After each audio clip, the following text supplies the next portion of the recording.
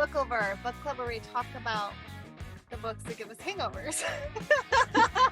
I'm Sarah, and with me is Megan. Hi, everybody. Changing it up there and stumbled myself. And today You're a little book drunk. Yeah, I'm book drunk. Today we are talking about Rich Prick by Tijan. This Tijan is an author whose name I personally always struggle to pronounce. So Sarah always has to like help me out with that one. But we love her. We love her so much. She's a go-to. She's definitely a go-to for me. And I have to say that Rich Prick, I'm kind of surprised we haven't done it yet. We talked about it for like a long time. We talked about it for like a year because when we decided to do the podcast together, we had in a meeting and we talked about books we like and we don't like and like what's okay and what's not okay with us to read. And we both said we love Rich Prick and that it's a reread that we reread all the time. And we're like, we should do that one. And then throughout the year, we've been like, oh, maybe we should just throw Rich Prick in this month. And then we never do. And then finally I was like, we're doing Rich Prick. Yes. The time is now. It's been a year. It's been a year. It's time. I love this story, obviously, because it is a reread for me. And I just this couple, Aspen and Blaze. It's just like, it's one of those things where it's this like romance where they just like the two people that you would never think would be together find each other and it just clicks. Like, and it felt like a fresh take on it too. Like Aspen is such a different, like distinctive character. And I just kind of felt myself like high school me, like relating to her. Both of them have this journey they take, you know, like Blaze is dealing with all kinds of stuff. Aspen's dealing with stuff. And then I like just how they both just like help each other get to a place where they're at least okay or they're much better.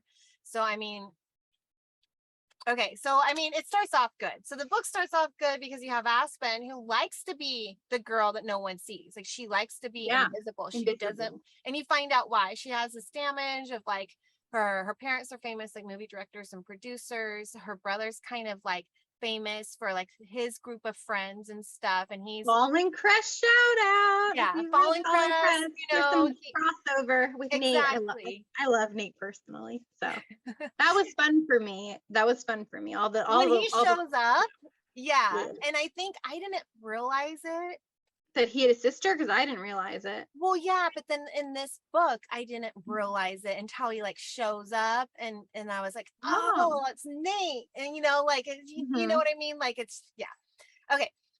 So I feel like it starts off really good. So like a real like page grabber because Aspen is literally spying, not even on purpose, on Blaze getting head in the woods.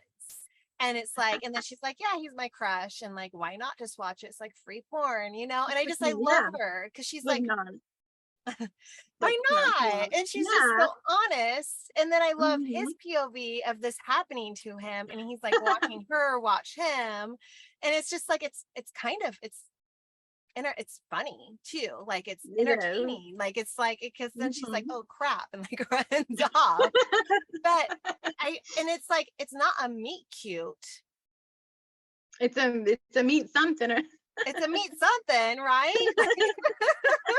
It's a meet something. Because that's what sets everything in motion, because like she's invisible and then all of a sudden he's asking around, and I remember like he's like, somebody in class thought your name was Colorado.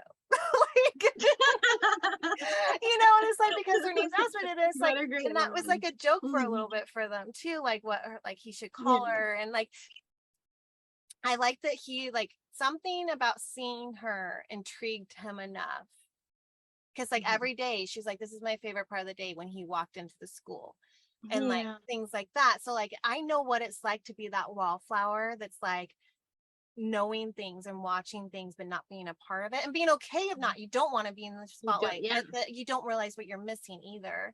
And so for him to like notice her and seek her out and then be like, what, the book's so named, Brow. Like you pick up a book and you go, Rich Prick.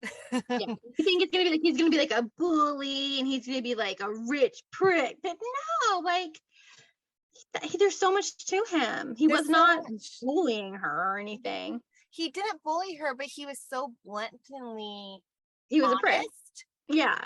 But that like he could come across as a dick or a rich prick. Yeah. You know what I mean? And at one point, Yeah. him and Zeke call each other like they're like, we are rich pricks, and we're gonna be Yeah. the guy that everybody hates, and that's just what our life's gonna be. Who they are. Yeah. Yeah. But I loved it because there's points where he's like, see, I'm trying, like, there was a lot of inner, I love Blaze. And so there's like Me a lot of too. inner like dialogue where he's like, I really want to push him over, but see, I didn't. So He controlled himself. you know, and like even his Yeah. the journey that they went on, and I'm sorry, I'm like poetic or whatever about them, but like, you know, like Aspen's dealing with her brother Owen passed away in a car accident with her, you know, her family's pretty much like abandoned her. And like I loved how like, you know, Blaze finds out that she camps alone, like that gas station scene where he runs into her and then they make out in the bathroom, and then like he realizes that she's going camping, and he's like, what the, you can't camp alone, it's dangerous to camp alone. And I do it all the time, and she's getting emotional because she's like, somebody is actually caring about me, somebody actually cares that I'm going and doing this, you know, like there's just so many times where he would show that he cared, which could come across as him being like a dick to her. But he really is like, I care about you and I'm going to be honest about this. This isn't okay. And it was just like, wow. But I loved all that scene. I loved like his friends pulling up and like, and his half brother. Cross. I love Cross. Oh my gosh. Cross. From the Crew series. If no one's read it, read it. Yeah. And that's you like don't really need to have read it to like you don't need to have, but it like you'll be intrigued enough to after this. Yeah, if you read this without reading Crew, you're gonna want to read Crew for sure. Yeah, it's a good journey for them. It is, and then this is a good peek at all those characters of the Crew characters. We get Crew, we get Cross, we get his sister Taz, and we get Bryn, and then they mention the tall guy and the like short guy, you know, Jordan and his friend. Ooh, and oh my gosh, I can't remember. Well, so you get all of them. Yeah, but yeah, I mean, really what I have to say is just I love their journey. I love, because then not only are we focusing on Aspen, but then we find out stuff that happened to Blaze, that like his dad that he thought was his dad, who wasn't really his non-bio dad, that he called, would like beat him and lock him in closets and stuff. And his mom was a drunk and didn't really know. And you know, and then his friend Zeke, there's like this whole relationship building with that, where he's like, he's my best friend, kind of, and he doesn't understand why Zeke loves him so much. And then like that even develops more, where he's like, no, Zeke is my man, you know. So it's like this book has so much of that growth, even with Blaze to the very end. Dealing with who his real father is. Which he finds out after, like, that Cross father is his father as well. Father, you know, and who is now his mom's boyfriend. And that's just, he's dealing with so much shit. And he's like, and he's getting more aggressive and more aggressive and more aggressive. And then he's realizes, thanks to his real father, his biological father, because he won't call him dad, thanks to Steven, you know, that he needs to get help before he accidentally like hurts Aspen. And that was hard for me.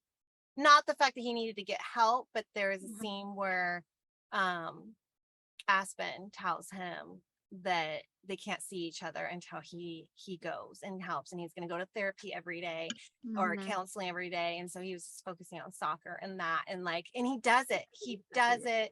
And I really liked how it's written, because it's not, he's to a point where he can have what's it called, not backflashes, but like when he gets into this zone where he's not in real life, he's like back in the closet or back being beaten, and he would like PTSD kind of flashback. He would get in that zone, but he thanks to the counseling, he's now knows how to get out of it, so he doesn't hurt anybody. Kind of like an anxiety attack. So like he gets to that, but then there's a scene with him with the counselor, and it's like, well, I want you in here with your mom because there's a question you haven't asked your mom, and that's why has mom never told him who his real father is. And that is big because he goes through this whole spiel about like, well, then I would hate her, basically.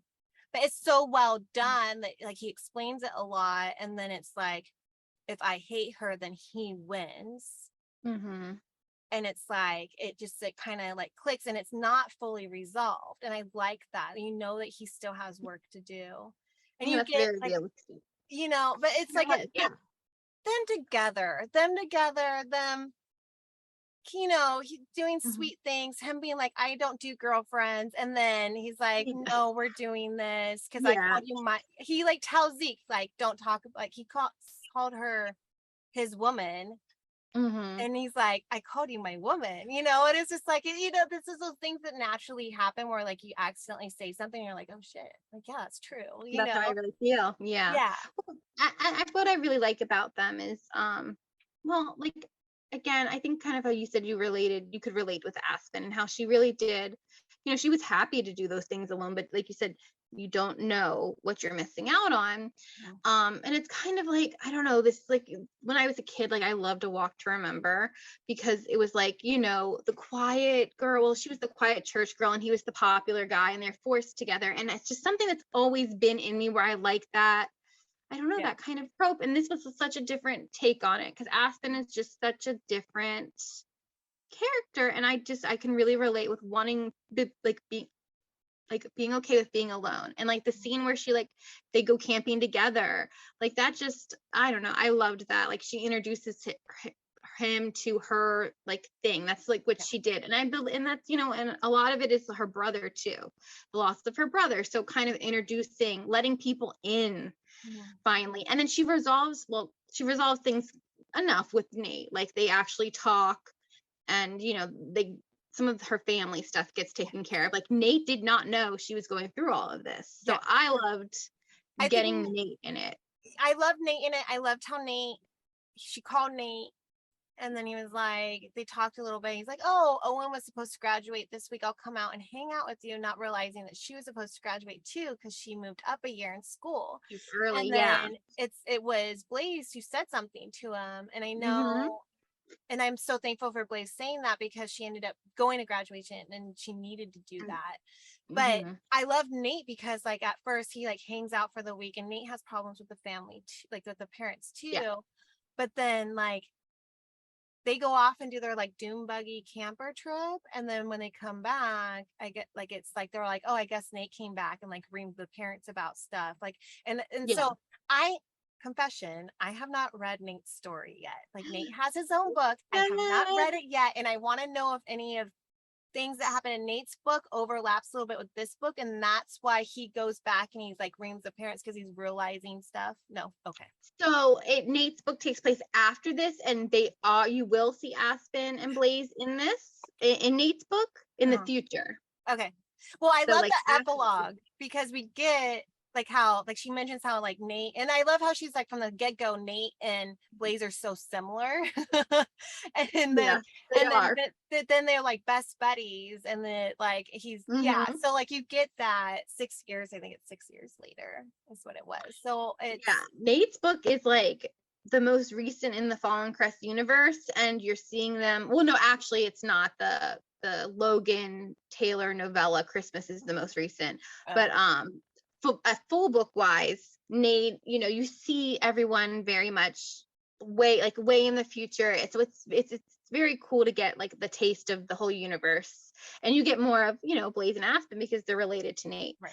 So I want more Zeke. You gotta read it. It's good. You'll love it. Okay. I will. I want more Zeke though, for sure, because I'm really interested in what. Oh yeah. I wonder if that, you know, who knows?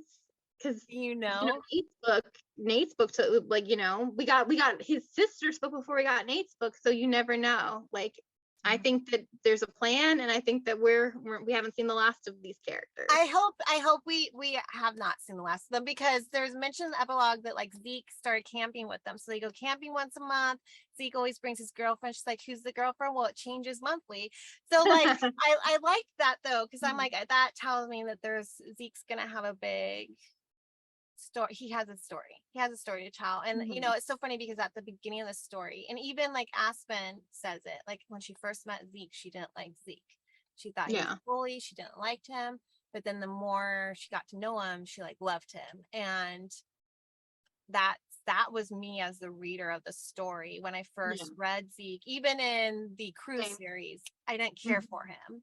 Yeah. And then as things go on, I was like, I see it. And that's good writing. Yeah. And that's also, you have a thing for the side characters where you really appreciate a really well written, good side character. And then like, you just like, you have, that's like your thing.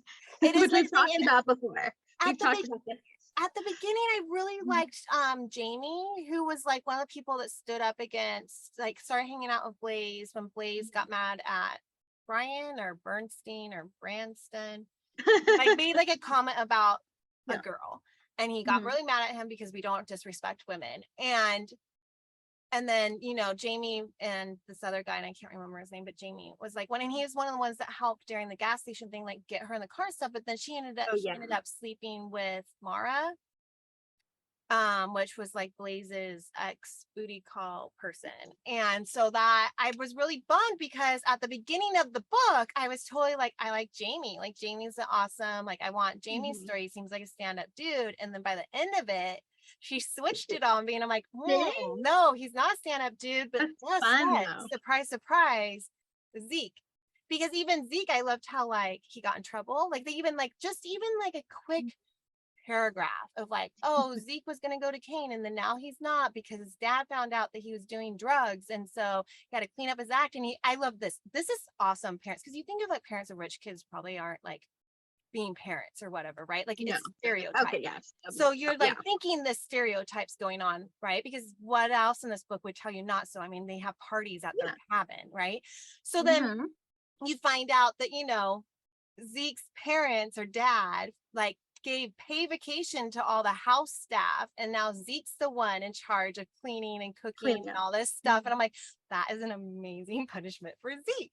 And then he had to intern at his dad's work to earn the money to go to college. And I was like, this is amazing. This is like, I'm taking parenting tips from this book. Like, girls better not mess up, because guess what's gonna happen? You better warn them now.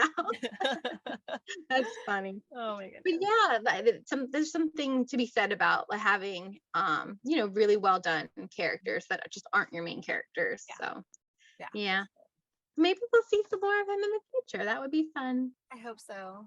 Maybe I should like message. Hey, there's always if you can't get through, there's always a polycon. Yes.